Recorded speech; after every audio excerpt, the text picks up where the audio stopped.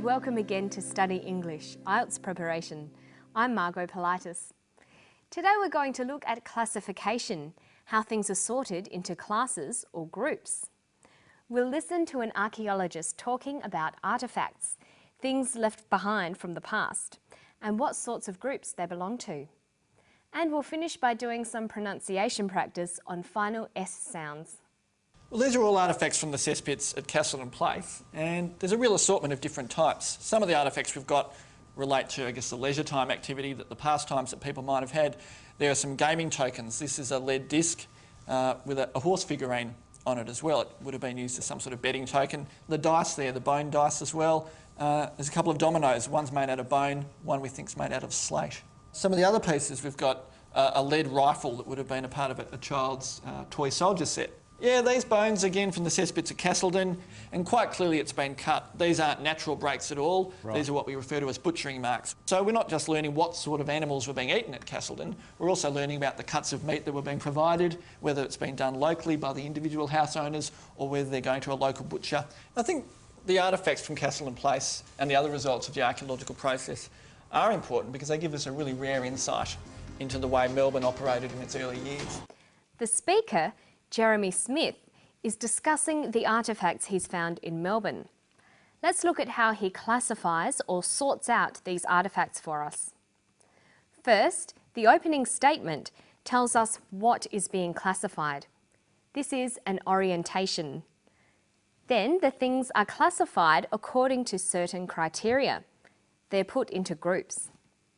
Finally, at the end of the classification, there's a summary or a comment on the groups and their significance.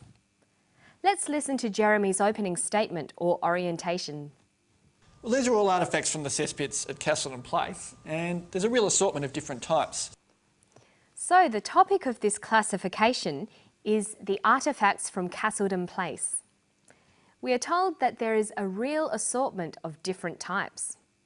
From this opening statement, we would expect the rest of the passage to be about the different types of artefacts found there. And that's exactly what's given. Listen to how the first type is introduced. Some of the artefacts we've got relate to, the leisure time activity, the pastimes that people might have had. The first category is of artefacts relating to leisure time activity or pastimes. This is the first group or class of the classification. To make this clearer to the reader or listener, he could have used signals to show this was the first category. He could have said, firstly, we have artefacts that relate to leisure time activities. What's the next group? Some of the other pieces, we've got a lead rifle that would have been a part of a child's toy soldier set. So the second category is children's toys. Again, he could have introduced this by saying second or secondly. Secondly, we have children's toys. And what about the third or final category? Yeah, these bones, again, from the cesspits at Castleton, and quite clearly it's been cut. The third category is to do with bones, evidence of what people ate. So thirdly, we have bones. So after describing the different classes or groups, Jeremy summarises by saying why the artefacts are important. I think the artefacts from Castleton Place and the other results of the archaeological process are important because they give us a really rare insight into the way Melbourne operated in its early years. This is a summary statement. He finishes by giving a comment on the importance of the classification. Here he is saying the artefacts are important because of the rare insights they give us. They show what life was like in Melbourne many years ago. Okay, and now to something completely different, the pronunciation of the letter S at the end of words. But first, let's look at when you'll find an S on the end of words. Well, firstly, there's the natural S. Some words always end with an S. Secondly, the letter S is added to plural nouns.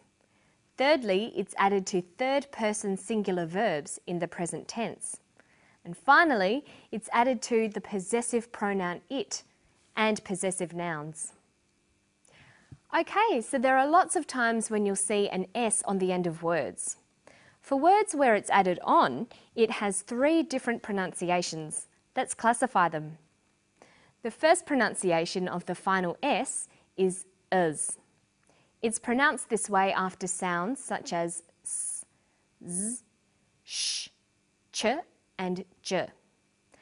Listen for an example in the passage. Some of the other pieces, we've got a lead rifle that would have been a part of a child's toy soldier set. Did you hear it? The example was pieces. Pieces. The S on the end is pronounced z because it followed an S sound. Other examples are buzzers, wishes, churches, judges. The second way S is pronounced at the end of a word is s. It's pronounced this way after voiceless consonants.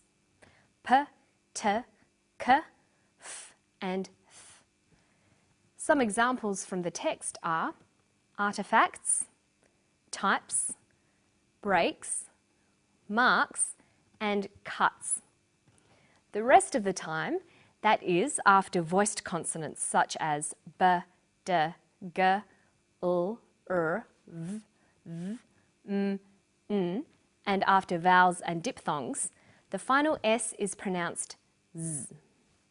Examples from the text are theirs, pastimes, tokens, dominoes, child's, bones, animals, years. Now listen to the clip again and try to hear the difference between these final S sounds.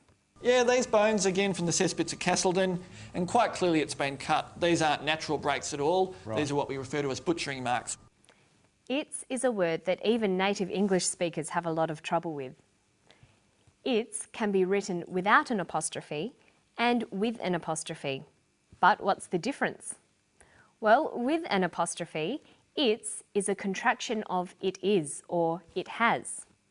Without an apostrophe, its is a possessive pronoun.